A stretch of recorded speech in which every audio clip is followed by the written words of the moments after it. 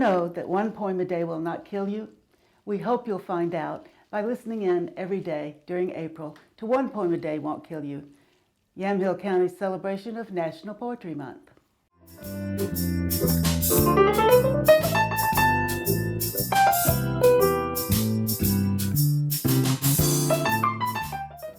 Hello, bonjour. My name is Madeline Bishop, and I'm going to read for you today a poem by one of my favorite French writers. His name is Jacques Prévert, and he was voted the most popular poet for the 20th century in a nationwide poll. He's popular because, with all the French people, because he uses words that are everyday words, but he uses them in surprising ways.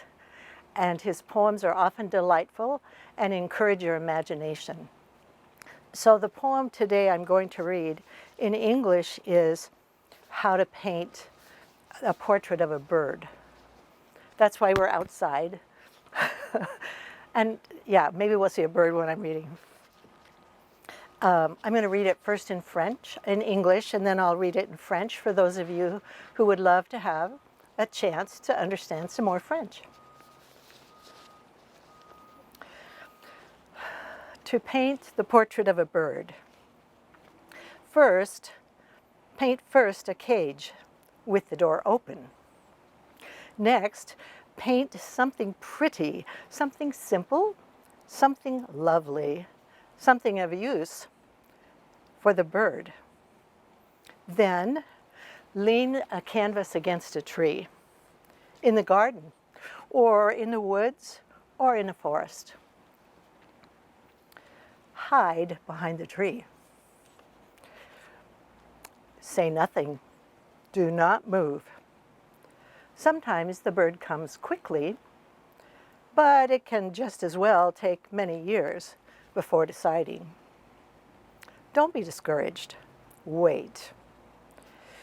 Wait years if need be. The pace of the bird's arrival has no relation to the success of the painting. When the bird comes, if he comes, keep very still. Wait for the bird to enter the cage. And once it has, gently shut the door with the brush. Then paint out the bars one by one, taking care not to touch any of the bird's feathers.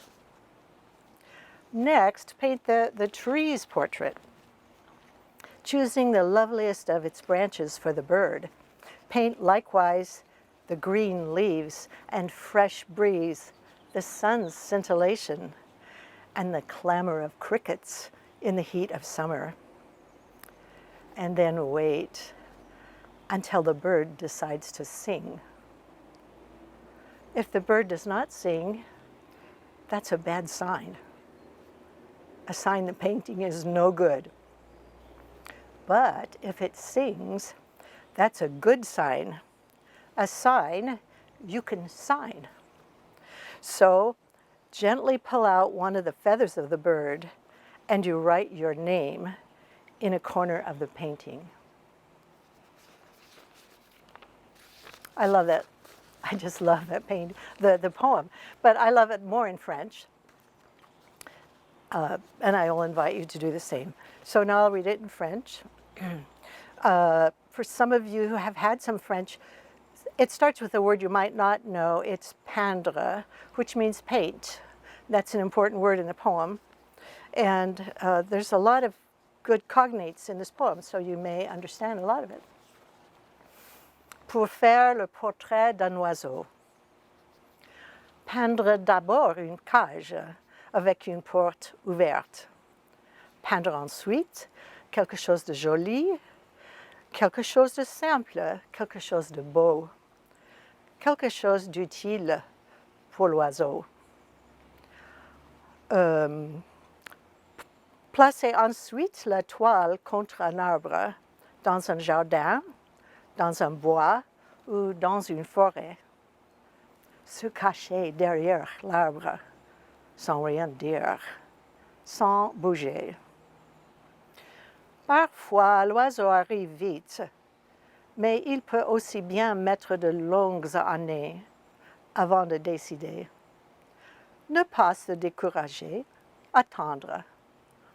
Attendre s'il le faut pendant des années, la vitesse ou la lenteur de l'arrivée de l'oiseau n'ayant aucun rapport avec la réussite du tableau. Quand l'oiseau arrive, s'il arrive, observez le plus profond silence, attendre que l'oiseau entre dans le cage. Et quand il est entré, fermez doucement la porte avec le pinceau. Puis effacez un à un tous les barreaux en ayant soin de ne toucher aucune des plumes de l'oiseau. Faire ensuite le portrait de l'arbre en choisissant la plus belle de ses branches pour l'oiseau. Peindre aussi le vert feuillage et la fraîcheur du vent, la poussière du soleil et le bruit des bêtes de l'herbe dans la chaleur de l'été. Et puis attendre que l'oiseau se décide à chanter. Si l'oiseau ne chante pas, c'est mauvais signe. Signe que le tableau est mauvais. Mais s'il chante, c'est bon signe. Signe que vous pouvez signer. Alors vous arrachez tout doucement une des plumes de l'oiseau et vous écrivez votre nom dans un coin du tableau. Merci.